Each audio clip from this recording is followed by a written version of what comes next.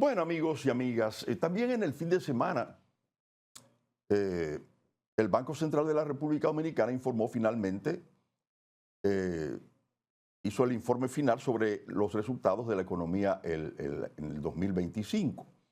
Lamentablemente no alcanzó el crecimiento de la economía los niveles de los pronósticos que se hicieron, tanto el Banco Central, que aspiraba a más, eh, incluso los organismos internacionales que pensaban y habían piropeado mucho la economía dominicana, la resiliencia, una serie de aspectos que nos favorecían, incluso como ahora pronosticaban que ahora, incluso en el 2026, eh, la economía pudiera tener mejores resultados. Pero en materia económica son muchos los elementos que intervienen. Y a pesar de los esfuerzos que se hicieron, con el Banco Central a la cabeza, porque ya la economía a principios de 2025 acusaba problemas.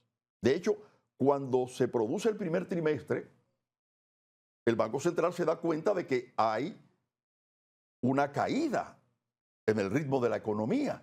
De ahí es que viene el plan del Banco Central de inyectarle a la economía importantes recursos del encaje legal para impulsar la industria de la construcción, las viviendas, el comercio, las MIPYMES, como ustedes han visto y conocen, ¿no?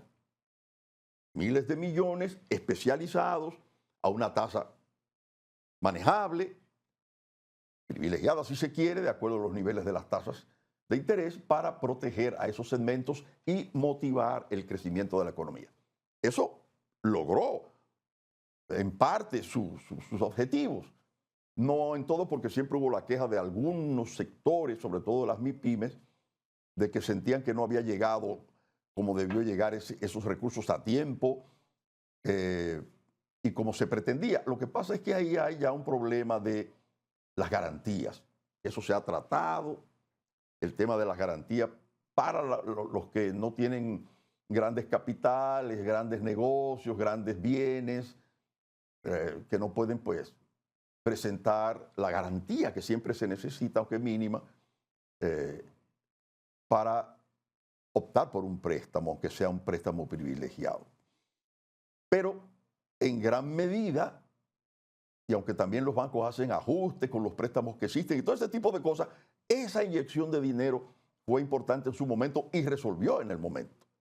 Sin embargo, otros factores, sobre todo algunos externos importantes, toda la crisis que hay en la economía mundial y en el panorama político y económico global, también tuvieron su impacto para que la economía no alcanzara las cifras que se estaban proyectando. Incluso factores internos. Por eso yo siempre dije, y últimamente el último comentario sobre economía que hice es, no nos durmamos en los piropos que nos hacen o en los logros que vamos teniendo. O sea, no es que no lo celebremos, ya vamos bien por esa parte, pero veamos las recomendaciones, veamos las deficiencias, veamos dónde estamos fallando para corregir e ir arreglando la carga en el camino. Que eso precisamente todavía es valedero con mucho más razón, porque ahora con los piropos que se han producido para el 2026, están también las recomendaciones.